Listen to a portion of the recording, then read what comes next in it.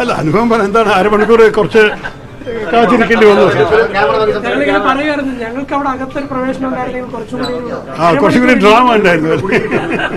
അല്ല, എന്തായാലും ഞങ്ങള് പിന്നെ ആദ്യം ഈ ലിഫ്റ്റുകാരെ വിളിക്കാൻ ശ്രമിച്ചത് നടന്നില്ല. പിന്നെ റിസപ്ഷൻകാർ അവർ സഹായിക്കാൻ സാധിച്ചില്ല. ഇപ്പോൾ ഫയർ ആൻഡ് റെസ്ക്യൂവിനെ വിളിച്ചപ്പോഴാണ് ഇത് പെട്ടെന്ന് എത്തി. നിങ്ങൾ കണ്ടുവല്ലോ, നിങ്ങൾ തന്നെ അതിനെ വാർത്തയാക്കിയല്ലോ. അപ്പോൾ ഇനി എന്താ ഞാൻ പറയുക, നിങ്ങളെല്ലാം കണ്ടു കഴിഞ്ഞു. ഞങ്ങളെല്ലാവരും സുഖമായിട്ട്, ഒരു പാനിക്കുണ്ട്, എല്ലാവരും റിലാക്സ് ചെയ്ത് വിളിച്ചുകൊണ്ടിരിക്കുകയായിരുന്നു.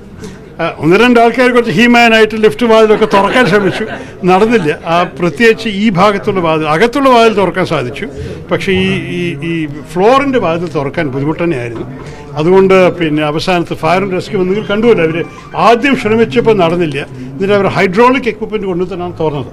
അപ്പോൾ ഇതെല്ലാം നമ്മുടെ ഫയർ ആൻഡ് റെസ്ക്യൂവിൻ്റെ പ്രൊഫഷണലിസം ഞാൻ, അവരുടെ ആത്മാർത്ഥത, അവരുടെ സ്പീഡ് എല്ലാറ്റും ഞാൻ വലിയൊരു അഭിനന്ദിക്കുന്നു. അദ്ദേഹം അവർ ചെയ്ത പണി നന്നായി ചെയ്തു, സമയത്ത്. എൻ്റെ ആദ്യത്തെ അനുഭവം ലിഫ്റ്റിൻ്റെ ഇടയിൽ ഇങ്ങനെ പെട്ടുപോയത്. അല്ല, ഇത് വിഷ്വൽ മീഡിയക്കാണ് പറ്റിയത്, എഴുത്തുകാർക്കല്ല.